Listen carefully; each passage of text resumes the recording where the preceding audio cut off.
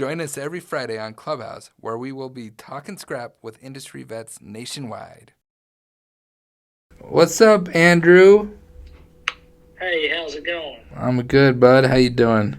Oh, doing good. Thanks for joining us today.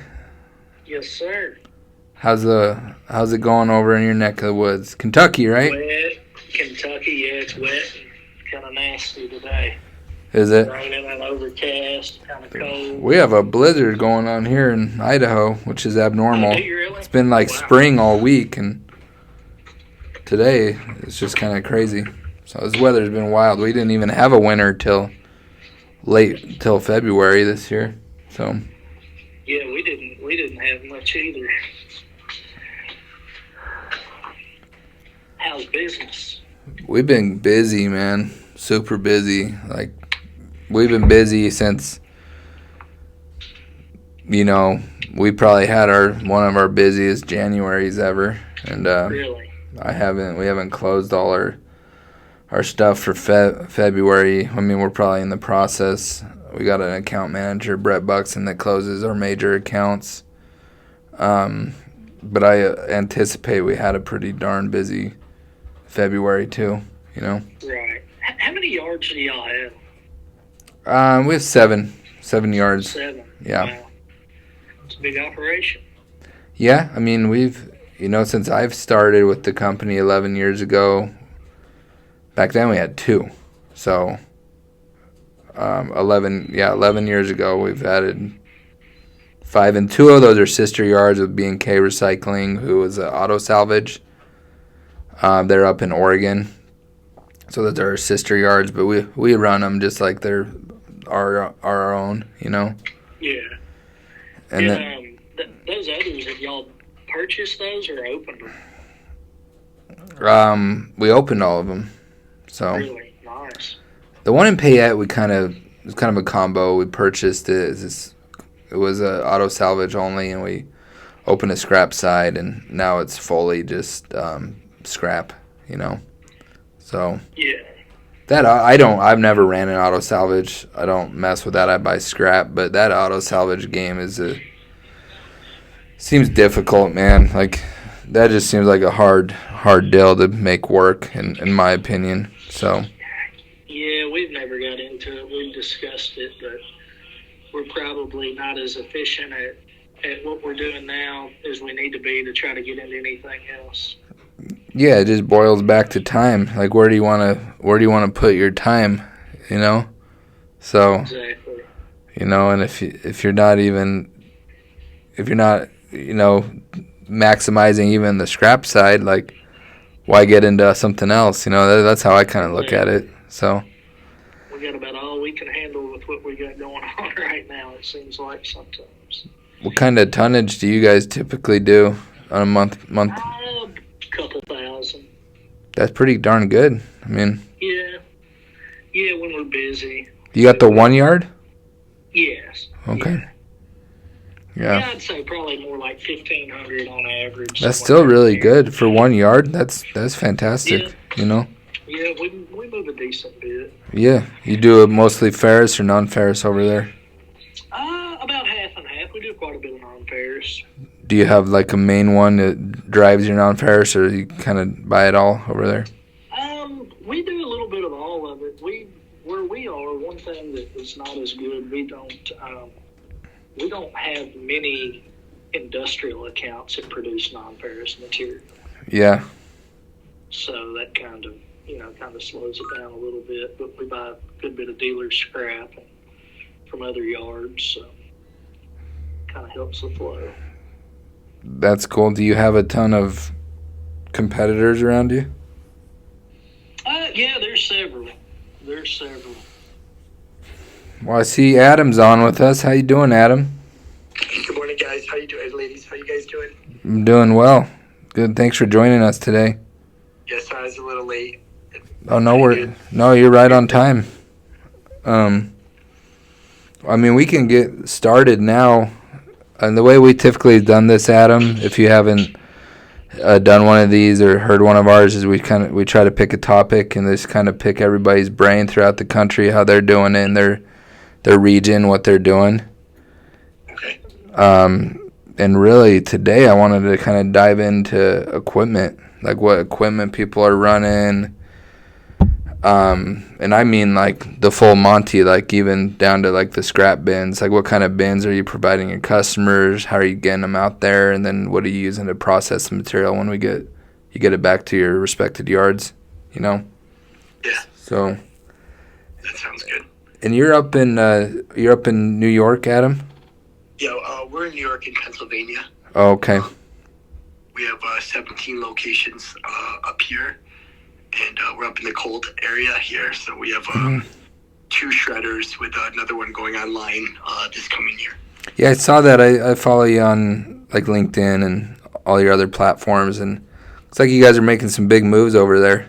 So, Yeah, I mean, it's like we're doing it like cautiously. You know, right now things have gotten better, but you know, the past 5 years was pretty much a bear cycle. So we've been, you know, pushing ahead, but just doing it slow and methodically. well, are you guys dropping containers for customers, for manufacturers over there? Are you guys? Yeah, I'd say we probably have 1,500 containers out right now. Our sizes of containers are mostly, you know, 10 to 80 yard cans. 80 yarders are, you know, to transport light iron to the shredder. But I'd say the majority of containers, the best sizes for us are 30s, 40s, and 50s. Yeah, we run a lot of 30 yarders. That's our main roll off size that we run over here.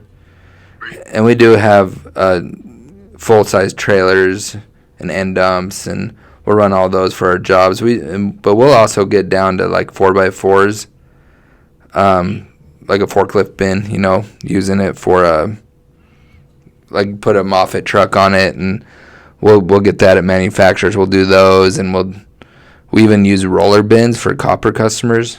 A little tiny bin just strictly for, and we tried them out with iron at like kind of mechanic shops. And we tried that out when scrap was kind of like what it is headed today, when it was really good, where it can more pencil to do it. But we found it just is so problematic to do those small bins, and but we'll do copper. We'll do locking bins for copper. Nice. And how about you, Andy? We're mainly, the bulk of what we do are 20, 30s, and 40-yard roll-offs. We have a couple non-ferrous industrial accounts that we provide plastic bins to. They're like a 3x3 plastic bin that same material or the same bins they had when we took over the accounts. It's not ideal at all, but sometimes we just have to go with what they're comfortable with and what they want to use. But they tend to tear apart. We go through a lot of them and have trouble converting them over. But the 30s and the 40s are the bulk of of what we're using. Gotcha. Are you running multiple trucks, or do you just how many trucks are you running on those 30 and 40s? Usually 2 is usually what we're using. We did get added a bin Lee trailer, and we run a few 60-yard containers with that, but not as many of those. It seems like most of our customers in our region are always after the 30s. Yeah, that's our most common size on the roll-off size. It seems like that's pretty good for a lot of different types, for your demo jobs, for a lot of your manufacturers too. You know, we do run some 20s that have the, mostly like number 1, so we're not getting them too heavy, So we'll run 20s for them. How you doing, Mikey and John? Yo, sorry for No need to apologize. Thanks for joining us. So. Sorry, I had a phone call. Could you hear me? Yeah, we can hear you now. So. I'm here. You're here. We're just talking about equipment. We're kind of talking about what bins everyone's running. What kind of bins you're doing for customers. So. Yeah, that's actually that's an interesting point for me right now. So since we do buggers and roll-offs, I'm thinking about I have too many different sizes of everything. I heard you guys talking about that really quickly. So I run 8-yard, 10-yard, 11-yard, 12-yard, 14, 15, 16, 18, 20-yard luggers. And I do not need to really have that many different. And I need to really consolidate it to like 8-yard, 12-yard, maybe 15, 16, and 18, and that's it. I need to get rid of so many different size luggers. See, that's one really causing a problem with dispatching. That's one thing up here. We don't run any luggers. Like no one around here really has luggers. Pacific Recycling has a few, but you hardly ever see them, do anything with them. So in our area, they're very prevalent because there's so many small machining companies. Mm-hmm. So they number one, they fit into the smaller spots very easily, and number two, they're guaranteed sealed because they don't have a door on the back, so they're fully welded sealed. Gotcha. Then everything's contained for your customer, so you don't got to worry about it. It's because of the DEQ, EPA, DNR, whatever you want to call it. They can't have the cutting fluids and stuff like that leaking when it's a machine shop.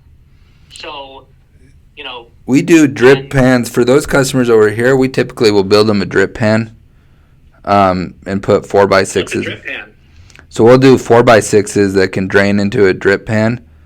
Like a 4 foot by 6 foot bin, 4 foot high, typically dropped off with a forklift, and we'll put them on a drip pan that it sits on that contain the fluid, and then the customer pumps the fluid. We've actually had a lot of success. We specialized one for Western Trailers, a big manufacturer over here, mm-hmm. and they reclaim a lot of that cutting fluid and they use it again. So we have a lot of plants that are super small that don't even get into reclaiming the fluid, and then even ones that are larger, they either sometimes don't have time or the night shift doesn't do it properly or whatever. So there's still tons of cutting fluid that gets dumped into our bins, whether it's the roll-offs that are sealed or luggers that are sealed. So, Mikey, how do you handle those fluids when they get back to your yard? So a lot of the stuff that we handle that has fluids, we are either taking to another yard that we're partnering with, that we rent space from, and they have a containment, or honestly, a lot of them, we just sell off to other yards that have some sort of fluid containment situation. Gotcha. So you don't have any puckers. You're not pucking any of your shavings. We are not. We are starting to handle some of our own aluminum turnings more than we ever have, and I am literally, like, as of yesterday and this morning, trying to develop something similar to a drip pan like you're talking about, but a larger pan that I can tip and drain into, and then once they're almost dry for the most part, then I can dump them on my ground because it's not going to go down and drain anywhere. Yeah. And scoop them back up and put them into a dumpster that's sealed, that when I sell. So I'm trying to develop like a drip pan type, like you're saying, bigger, and then I can use like a sump pump and pump the fluid that I drain off into those like IBC totes, and then get those pumped out by a professional company. Gotcha. So we're running 2 puckers over here. We do a lot of 60-61 turnings over here. How much is a lot? How much a month? Oh, I'd say 50,000, 60,000 pounds, Okay. So nice. it's what we're doing total. And we're pucking it as much as we can. A lot of times to catch up when we can't keep up, we will bell them. We don't get quite as much for those. But pucking them, it comes with its own problems. The machines break down. The fluids, like we talked about, we gotta reclaim, get those fluids into a container, and pay to get rid of them. So with that, we also learn, the deduction to make on that, and just be transparent with our customer when they're dirty. As you know, with the shavings, like that's a problem. Like a lot of times they come in, they're supposed to be clean, but they're not. Of course. We see that every day with the small plants that we deal with. A lot of them are switching back and forth material all the time, from steel to aluminum to copper to stainless to brass. So I know exactly what you're talking about. But All right, so we're running those puck. So once we get the material back here, what kind of equipment's everyone running for production on their material? So we are not running a pucker. We are not, like for our aluminum turnings specifically. So there's several smelters that are close by, so we can bring it to them loose, either in a roll up or even in a van trailer. They'll take them loose. Oh, really? Yeah. Cool. What about anything else? Are you running any balers over there? We are running a smaller, non-ferrous, single ram manual tie baler, which we use frequently, which was actually down for the last week. We had to get a new pump for it, and so we're a little backed up running a lot of material today. Gotcha, and that could be a big part of it, the maintenance of it. Just keeping it maintained, keeping it running. Because we're running. We've got a couple of John's Sierra portable balers. We've got a Harris baler here for our main non-ferrous yard. We've got a couple old Al-Johns that we're running too on jobs, and the nice thing about those is that we can just bring those in to bale our shred feed, and get it to a shredder, because we don't own any shredders, so we just get the material prepped and then deliver it. A lot of our stuff goes to Portland, so we'll just get it done that way, and then we're able to backhaul with our hauling company back over here. So, and what about any other equipment that anyone's using in any facets? Like, what are you guys using to unload customers? What are we doing on that part? So for high-lows, we've got many different types. Our most recent is a Turner Squeezer Heister. Is it a 75 or a 65? I can't remember. And then we've got two others that are just Turners. And then a couple others. Another one that's just a Turner. And then one that's got a side shift. And then, I'm going to sneeze.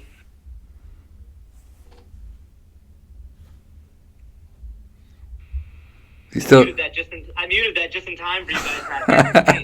I thought we lost you. No. Trying to be respectful. Uh-huh. And then we've got two skid steers, but those typically aren't unloading anybody. And then we've got our material handlers that can help unload if it's big stuff. Gotcha. Yeah, we have Cinnabogans at our yards that we're using for a material handler. Obviously, we got a lot of forklifts that we're using to help unload customers, help with the bins. Just a lot of excavators, a lot of loaders. We got a couple car crushers to handle it. And I don't know all the equipment off the top of my head. My guy Sal put together some stuff for me to kind of go through.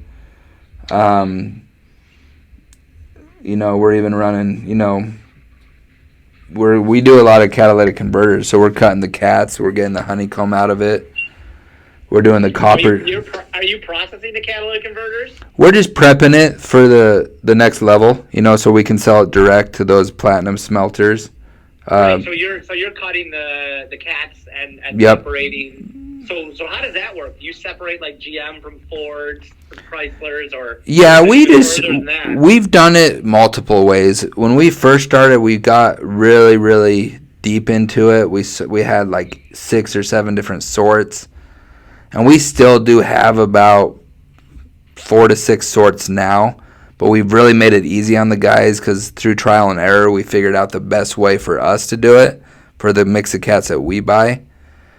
And we've found a lot of success doing it that way. We've found a ton of success decanning them and just going direct. And we call that division of us converter reclaim. And it's really opened up a lot of doors, even on the car crushing side. So pretty amazing. Yeah, it's opened up doors. We have Jay Milligan. He's really in charge of all that. He deals with all the salvage yards and does their car crushing, and he does full service, and he cuts the cats for him. We can have a whole talk on converters, hopefully, because that's like the most secretive part of the scrap business I've ever seen in my life. You can never like get the full story from anybody on converters. So I'm ready for Nick and Brett to give us a rundown on that sometime. If you ever got any questions, you got my number too. I can help you. I don't know it all, but we know how to grade most of them, and I'll give you the value I think it's worth. You kind of get some.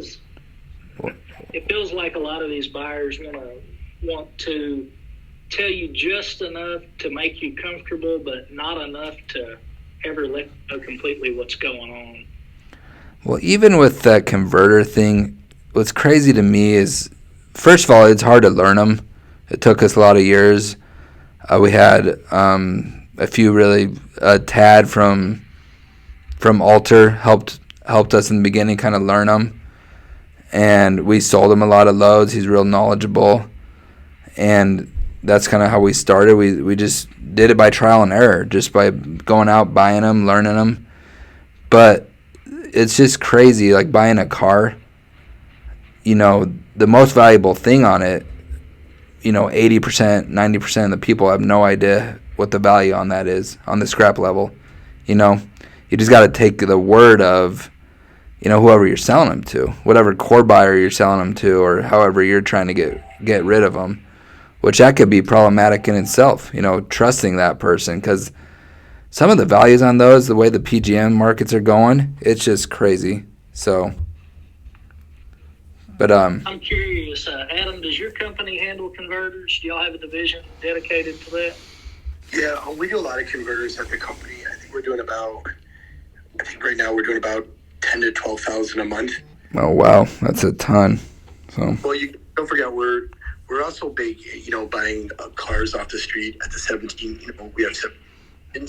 So surprisingly, a lot of people are still leaving, because we buy complete cars that come in. So a lot of the cats we get are off of the cars themselves, because we pay a lot more for a complete car. As the rad, the converter, the wheels. But what I did is, my expertise was never in converters, so I just went out and hired some guys that really have the knowledge of the converters, that know how to read the numbers on the converters. The key is the serial number, the number on the side of the converter. Yeah. That really tells you everything. So I had to bring people from the outside to join the team so we could really build the converter business, because before they were there, I think we're only doing maybe 2,000 converters, a month. And that's kind of where we are. We're close to around 2 to 4 a month on what we're doing for converters, and that's company-wide for us. Right. And we do get a lot. We work with a lot of tow companies, so we buy their cars, and we've made deals with them, though, where we said, hey, if you haul us the car, we'll cut the cat for you, and we'll charge you $20 to cut the cat, but besides that, we'll give you the value of it. And that's been really successful, and it's just crazy to watch how high their average per car is to doing it that way. And that just was something that just was kind of unheard of in this area, to be willing to cut the cat for them.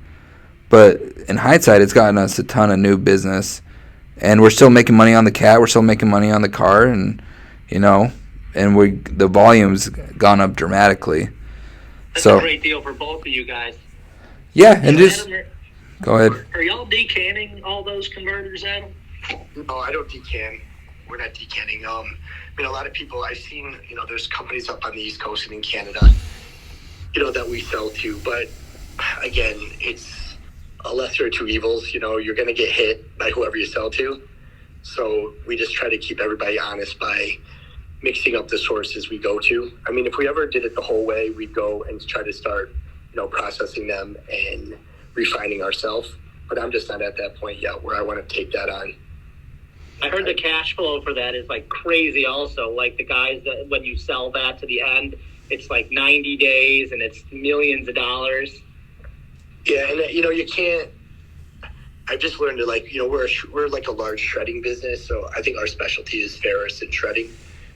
So I'm not really looking to get so much outside my comfort zone, because, as you said, I think the cash flow on that has got to be brutal, especially with the price today. And I just, you can't.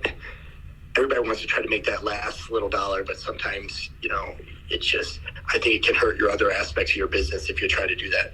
I agree 1,000%. If you spread yourself too thin, you're not going to be a master at anything. Yeah, and I feel I'm spread too thin already. You know? So it's just me running this. I don't have any family in the company, so it's tough that, I never had any, family members in the business for so long. And I just think, when you get spread too thin, even in good scrap markets, you can get beat up just as good in a $500, $600 bushing market as a $200 bushing market if you're spread too thin. Certainly. So look at what copper just did in one day. Yesterday it was 430, and today what is it? 408 right now. Oh, it did get us down to 408. I didn't even look.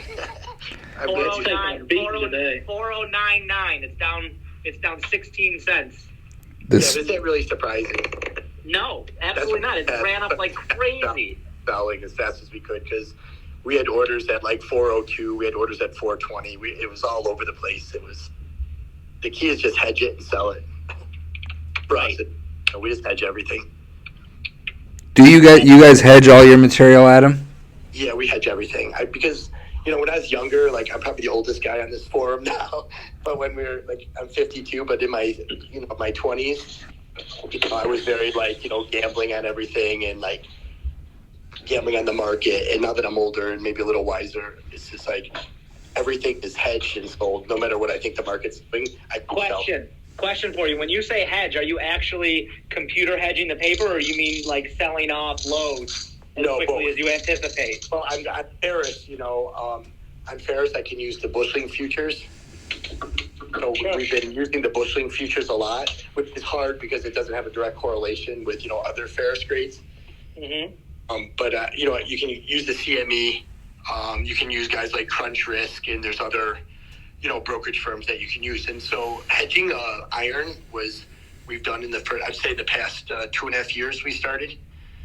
And that's worked really well, especially because we're doing vessel loads, now to Turkey. So when you're putting, 30-something thousand tons on a ship, you just want to make sure you're covered. Absolutely. It's key because if the market drops and it's on its way there, they'll market downgrade you before, and they just won't unload it. Oh. Imagine that, 30-something thousand tons, and it's about to get to Turkey, and they're go screw yourself. We'll take it, but at $20 less. And that's how it doesn't matter about LCs. It doesn't matter about contracts when you're doing that. But if you hedge it, then you're protected. That makes sense that you're hedging it on that stuff, no doubt. What about, you were talking about, the copper, you were selling it quickly. Do you hedge that on paper as well, or do you only... No, we hedge it. You hedge it on paper trades. Cool. Yeah. Wow. What about your converters? Are you hedging your PGMs? No. Okay. I don't have enough knowledge on that to really hedge. The precious metals market's a beast on its own. So, right. No, we basically sell as soon as we get a load. It's out the door, no matter what the market is. Gotcha. Smart. So, Adam, running your shredders, how many people ballpark does it take to run one of those shredders? There's different size shredders. We have a big one in Owego that's 9,000 horsepower. So that's like a 300 ton an hour mill. Okay. Maybe 350 ton an hour. That mill takes a lot more people. But then in Newcastle, which is near Pittsburgh, we have a smaller mill, which is a couple thousand horse. And you can really run that mill with probably 10 people. Oh, wow. Okay, I thought it might take more than that to run a mill like that. Not, because the picking lines are really slow, so, you start going across the high-speed line. But then you have your downstream, too. So your downstream is going to take another 10 people on a smaller one. On a big one like Owego, the downstream takes 30 people. Is your downstream, is that like your Zorba material like that? Yeah, we make Zorba, but we also put in a media plant. So we process our Zorba in Owego.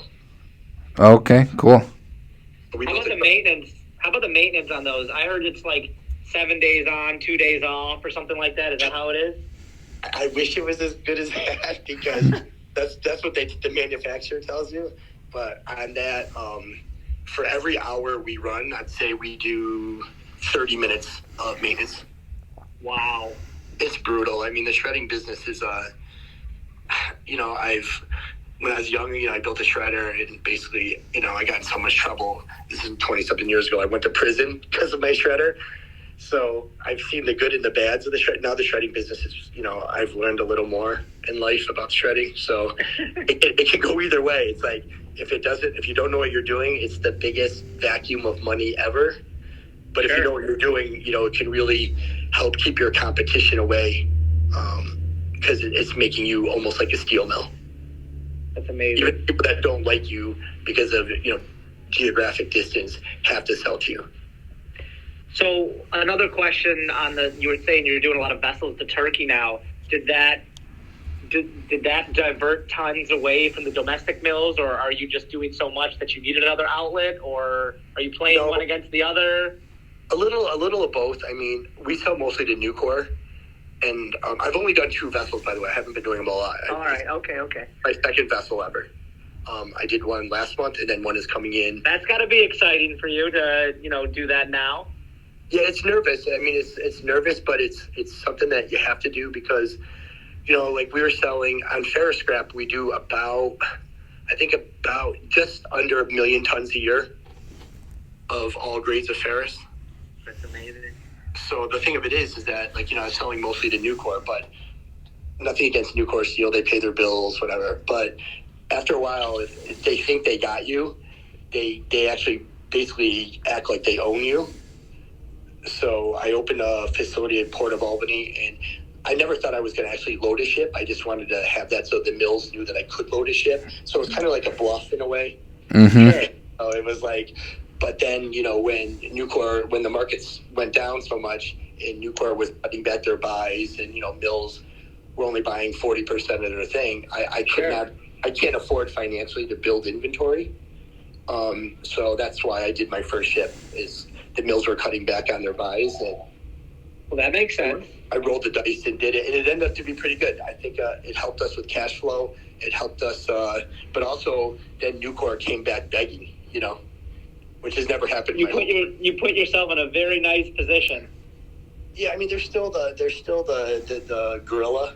These big mills are still the gorilla. Like, what other place that if you have a shitty order, they make you fill it? But a good order, they'll cancel. Good order, they cancel it. Mm-hmm.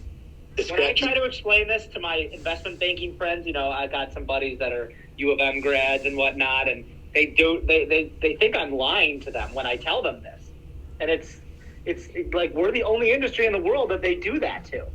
And it's really crazy, but it's just, I don't know why we allow it, but we do. I'm the biggest, I bitch about it, but I don't do anything about it. You know what I mean? Like Nucor, every month you get the little fax, market canceled. But then like next month, I think the market's going to be really strong next month. Domestically, I could see it up, $50, $60 next month. Yeah. But next month, if I owe Nucor 20 tons of turnings, they'll make me fill it. Right. It's that part of the business is what really bothers me a lot. Is that they want you and need you, but when they don't need you, they push you around. Yeah, they don't respect the scrap dealer. Don't think for 1 second. And that's one of the reasons I did the export, and I built a facility in Albany, is because we're just a number to them. They could care less about the scrap dealer. Oh. Yeah, that's how Nucor is a scrap business. Nucor, again, I like Nucor, nothing bad, but if we're going to talk real on this call here, Nucor has a scrap division arm. Tube City has a scrap division arm. These guys, these bigger places, Omnisource. Right. They all have scrap division arms. If they could cut our throats, they would in 1 second. And don't think these are public companies. They could care less about any of us on this call, unless they're public companies on this call. So sorry, Dar, but I don't really care. And I've never understood how that is fair. Just like you guys were saying, and Brett, our owner, he sells our material. But I do a lot of our buying. I go out there making the deals with the customers. And in January, when we saw all those up numbers, we went at it hard. I had a lot of customers waiting a long time, and we wanted the material. And then, then we get stuck with that. We get stuck with all that material. And we just sat. We sat on the majority of it, banking that March, April is going to be up. So, and it looks like it is, So. Yeah, it's tough to But it's one thing if you speculate and you call it wrong. That's a different thing. Mm-hmm. The thing if you have an order in place and they cancel it. Right, and you can't get train cars or trucks or whatever. It's not fair. Don't forget, some of these steel mills are really smart. Look sometimes in a market that's going to drop the next month. See how slow they start unloading things. Your Right. truck line more. Don't think that that's not intentional. All of a sudden, in the last week, they're letting in one truck at a time. They know what they're doing. Of course, no question. They don't get that big and have smart people working for them without doing these things and knowing how to manipulate. Correct. You don't think these steel mills like Nucor and stuff, you don't think they know your inventory? They have people driving around. They can now with with the age of the internet now, don't forget they can Google Earth your site. Yep. Sure. There's so many ways they can see what you have. They can fly a drone over you. I'm sure that Right. Nucor checks my inventory every single month. I lease my I lease my rail cars from Nucor. That doesn't mean or David Joseph. I lease 200 something rail cars from them, but I don't have to use it for Nucor. I can send them anywhere. But you don't think they track my cars every month to see where I'm shipping? Because it's a leased car. I'm not laughing because I think you're scared or crazy. I'm laughing because I'm not in your situation. I never thought of it, and it is actually funny. Yeah, they'll track a rail car. So if I sell a rail car to say Timken, I don't know. Sure. They're on the East Coast, Sure. but hey, Timken, you don't think Nucor knows about that? The minute I notice that rail car, since There's no doubt. They already know what's going there, so they know exactly what's going on. They got it. There's no doubt they have those trackers on there. The same as we could have them on a truck, they have them on a rail car. True, but they don't even need a tracker because when you way bill it to the railroad, Right. it goes where the lease car is, so they don't even need a little GPS on it. They just go on and they can follow the car as it goes across, checkpoints on the railroad. You're absolutely right. I mean, that's why this is nice what you guys are doing on this clubhouse. I've never done anything like this because I'm kind of like a hermit. I don't really like to talk to people too much. No, but it's a good thing that the scrap guys are getting together and like talking about stuff like this because trust me, the steel mills, when they go to their conventions, they're talking about this stuff. Well, let me tell you something that really bothers me, though, is that we're in Israel and they harp on us, collusion, and we can't talk about these things. But yet when the market comes out, they all seem to have the same exact number, don't they? Yeah, Israel, don't forget, has a lot of members that are steel mills. You take the steel mills on Visri, that's a lot of the biggest people that belong to Israel. So It just but comes you know back what to I'm money. saying is how, you know what I'm saying, though, about how they go crazy about they think that we're colluding, but yet every single time we're waiting for, in our Midwest market, one guy sets the price for all the mills in our market over here. 100%. It's the craziest thing ever. And that's why sometime I think ferrous will be traded more on an exchange. Even though there's busheling futures, there's not enough liquidity to really do it the right way. But someday ferrous to really like copper, just like brass, not copper, aluminum, zinc, nickel. So these things, it'll be a little easier for all of us, in the future. I hope. Adam, I'm glad that you're so active on your Instagram, and I appreciate you responding back to me and joining us on here.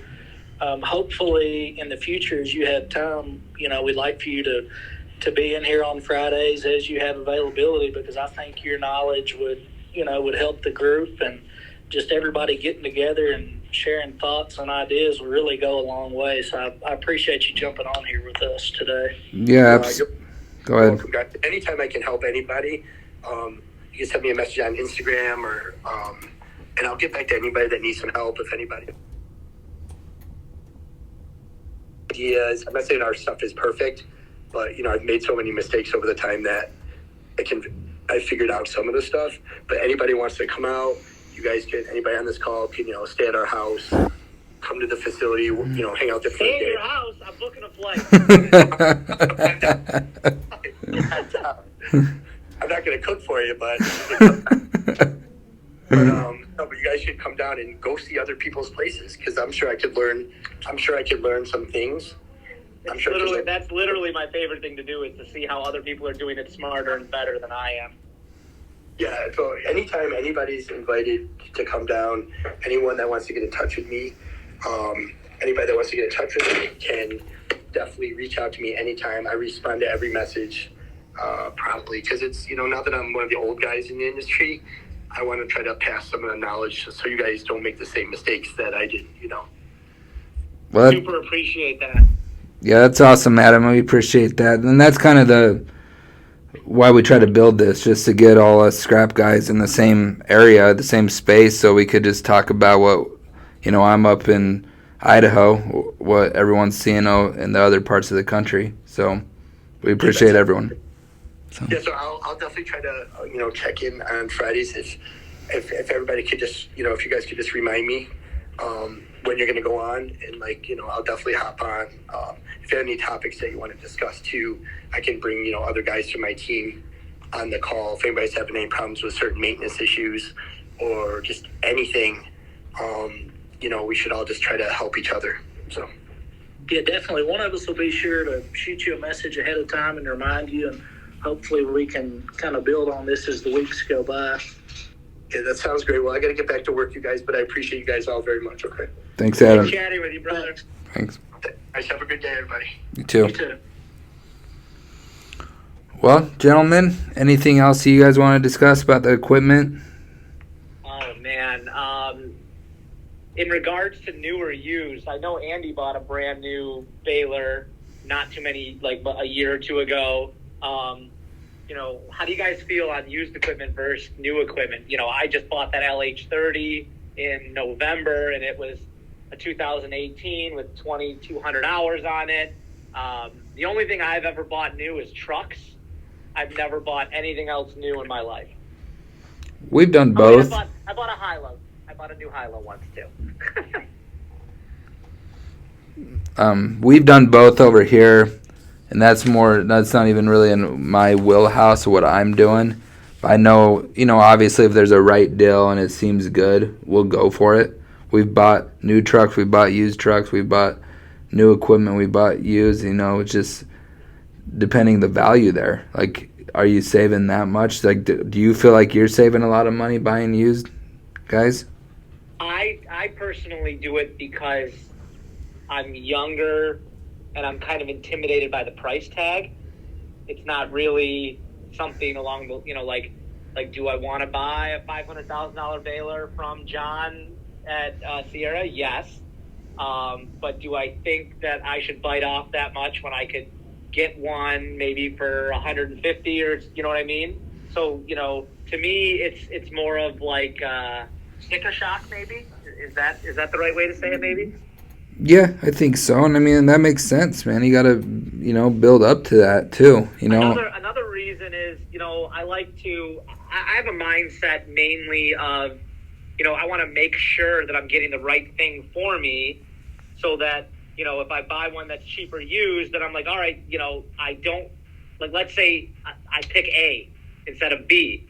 And the reason I picked A was for whatever. And B might have actually been the right thing. I'd be really upset if I spent $500,000 for A and then I really wanted B. So if I spend 100 or 150 for A and now I know I want B, well, then I can buy the new one next time because now I know what I really want or need. And honestly, that's kind of our model. That's kind of what we've done that I've noticed some of the ownership has done is like, we'll buy that and then, well, we're using that to its full potential. Let's go ahead and buy that one we were looking at the first time, and then have both, and then just expand that way. Give ourselves, that much more leverage to go do multiple jobs. Like if you're only set up to do one big job, but 3 hit, you might get the loyalty of that customer waiting. But a lot of times they might find another scrap buyer, Like we got competition all around us, I'm sure you guys do too. Yeah, the cash flow is super king. If my ATM ran out of money, I don't think people would keep coming here. Yeah, you got to keep them paid, You got to keep them going. Well, cool. Well, is this time still working for everybody? This 12:30, 1:30 time? Yeah, it works definitely. Okay. Well, cool. It's still gonna keep pushing on you to get that conveyor. You got to make room for it. Put a conveyor on that baler. You talking to Foon, right? You talking to me? Yeah. Oh, I would listen. That's my dream. I would never put a conveyor on the baler that I have now, but that's along the same lines of why I spent $20,000 on the one that I have to see how it works, and now I know what I want and need, but not for this baler. No conveyor for this baler. It'll be the best money you ever spent for your non-ferrous. That's what we're doing here. We got a conveyor. So I totally understand, totally agree, and when I do make the next move to the right 2 ram like you guys both have, it will be something like that, and hopefully with a conveyor. Hey Nick, are y'all's in ground or above ground? The conveyor, it's in ground. Yeah. It's in ground, but then it goes up and then it goes up and drops into it, Mikey, I can't remember. I think we talked about that, but I would definitely, if you do it, do a in ground where you load it. I would Right. do it ground. So you could dump stuff on the ground and easily Yep. slip it in there. Yeah. Push into it. I almost think if you have an above ground, it's you almost might as no well need. you might as well be loading it with a hopper because you're gonna run into it, you're gonna tear it up. But that in ground is the ticket. Right. It just makes life so much easier. Because we'll just dump our material in front of it. The guys will do a quick, double check on the quality, and then we'll use our little mini loader to push into it. That's what I think is the best, is that when you dump it on the ground, you can spread it really easily to pick out any impurities. Yep, exactly. Especially when you're doing like copper, for instance, like when we're baling number 1, number 2 copper, you want to dump it in there so, a few pieces of, iron that maybe slipped in there don't get in there and ding your whole load, So. Right. So. Well, that moving up to that 2 ram with the conveyor, we already had the conveyor, so we just changed out balers. But I mean, it was a big step, and we didn't, we wanted to do it, but we didn't know if we could justify it. And it's one of the best things we've done. Amazing. Well, gentlemen, I think if everybody's good, we'll move on. Yes, sir. All Have right. a great weekend. Yeah, yes, sir. Yeah, you guys too, and let's chat, and we'll talk before, and maybe we could all kind of collaborate and pick next week's topic. Maybe us 3 could. Looking forward to it. Yeah, let's pick a topic. Maybe let's chat on Wednesday. Okay. Awesome. See you guys. Thanks, guys.